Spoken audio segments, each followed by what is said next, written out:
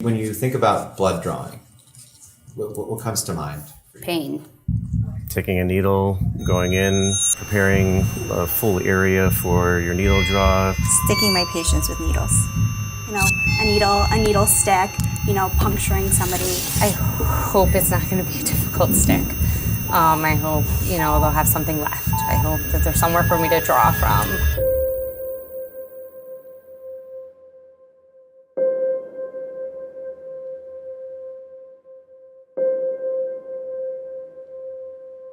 It's interesting because you say blood draw, even to me as a person, not even as the chief medical officer, and all I can think of is someone coming at me with a needle. Everybody knows it's a huge patient dissatisfier. It's a huge anxiety provoker, but we've all accepted it. It's just the way it's always been, and it has to be. There's such emotion around something as seemingly small as a blood draw, and yet it's a huge deal to patients. In one stay, they can have close to 100 draws easily. And that is something that will stick with them the whole time. Hey, look at all these bruises I went home with because they were drawing me constantly. And so when I think about the delivery of care and getting a line in patients, I've talked to many nurses, both pediatric and in adult floors, who really fear trying to get a stick in somebody, especially when they have hard sticks, as they call them. I know for me, it will sometimes take an hour to actually complete a full blood draw on a patient. Because sometimes you might get one tube from one spot and then the vein blows, and now you have to draw from another spot. I'm ready. A little pinch. That's what they say. 1, 2, 3, ouch. Yeah, I know, little pinch, right? She says, yeah, little pinch. I said, I know it's not a little pinch, it hurts, but what do you do? Okay, my name is Joan Radin. I'm a licensed registered pharmacist in Brett Lear Pharmacy, which is my business, which I've owned for 41 years, and it's been here 100 years this year. On February 25th, I was having an attack, and my daughter called the ambulance, and they took me to the hospital, and they put me in ICU. First day I was there on Friday, a young man came in, and he did a line for me. There was a girl come in, she was going to take blood, and she was standing there, we were talking. He said, okay, I have the line and I'm all set. So I said, okay, you can come over on the other side and take the blood. She said, all right, I already have it. Okay, draw your blood right now. Let's check your blood counts out again. I think it's a good thing if you can draw it from one area. Sometimes they have a hard time finding your vein, so if this is going to eliminate a lot of the process of doing that and being jabbed all the time, so I think it's a good thing if it's going to work well. You know? The PIVO device, as soon as I heard about it, I thought, that's awesome. All you have to do is take the PIVO device and connect it, insert the plungers, connect the tube, and works beautifully. You're pretty much just putting a smaller tube into the large tube that's already there and drawing the blood through that.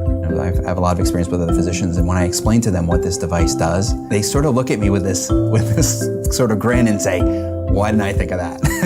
It really is so simple to use. Like I don't even know how to convey how easy it is. I mean, it's like anything. It took about 4 or 5 times using it to really get to perfect it. But once you know how to use it. Changing practice is always difficult.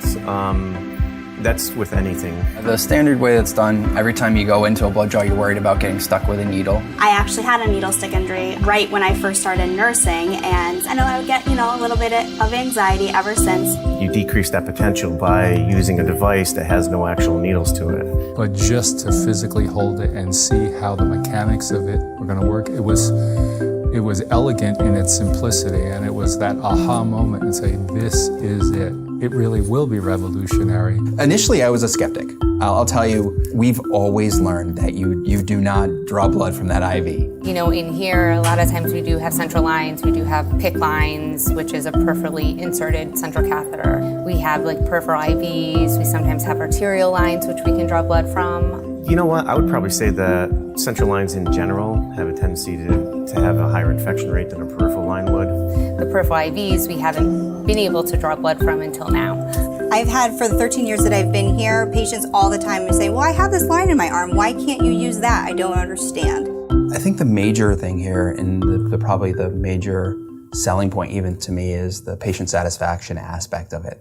I've had nothing but good things from patients. They love it. They're watching it. They're looking at the whole thing. They absolutely love it. They're like, whoever came up with this is a genius. They're not afraid of us anymore when we say we're coming in to draw blood. The patient doesn't even know you're drawing the blood. They see it and that's it. It's amazing. It really is. Yeah, I believe in technology. I believe in advancement, and if it's going to make it better and easier and help the patient and the person that's doing the work, the nurse or the doctor or something like that, I think it's great, and it makes the process even better, and it's probably maybe more precise, so that's how I look at it. Shouldn't feel one thing. You don't feel anything. Okay. And then we draw his blood count.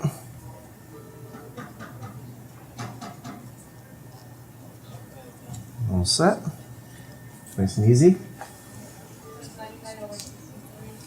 Take that right out. No needles, nothing in your way. And then all you need after that point is a little flush. It's quick and easy, and you flush it just so it's ready to go for the next draw. And that's it. And just like that, we have your blood. There you go. Thank you. Okay. Painless. She says, see, I have 2 vials.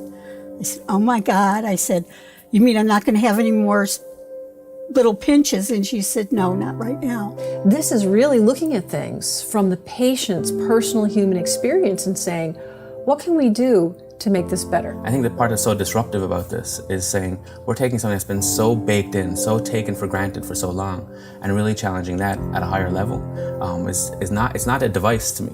It's changing the process of care.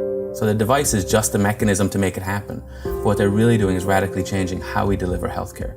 In the emergency room, ICU, they were wonderful. I have no complaints. The food was good. Everything there was good. But the best part of it was that I didn't have to have those little pinches for the rest of the time that I was there. The thing that more than anything tells me about the potential of this device is to see the reaction of the patient who started with this device in the ICU and then is discharged to a medical surgical floor. So when we transferred the patient to telemetry, they needed to draw her blood. Later that evening, she refused. She told them, no, go get the ICU nurses, they'll come draw my blood from this, and she pointed right to the device because she said, you're not gonna stick me. I think patients are going to be asking for it by name.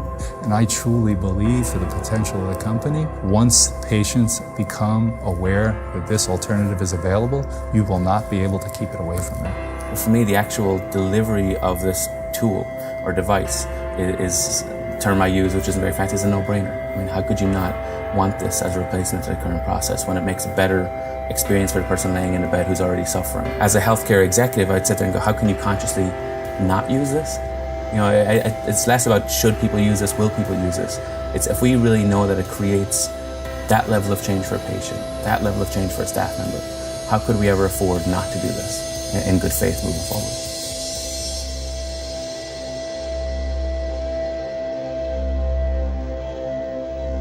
I hope everybody uses it because it's something that, to me, it's like when they first discovered penicillin. Do we really want to use it? How is it going to work and all those things? Well, they had to try it first. They had to experiment with it first to see if it worked. And it did, and it's developed into many, many things. And it's the same way with this. I was just thrilled.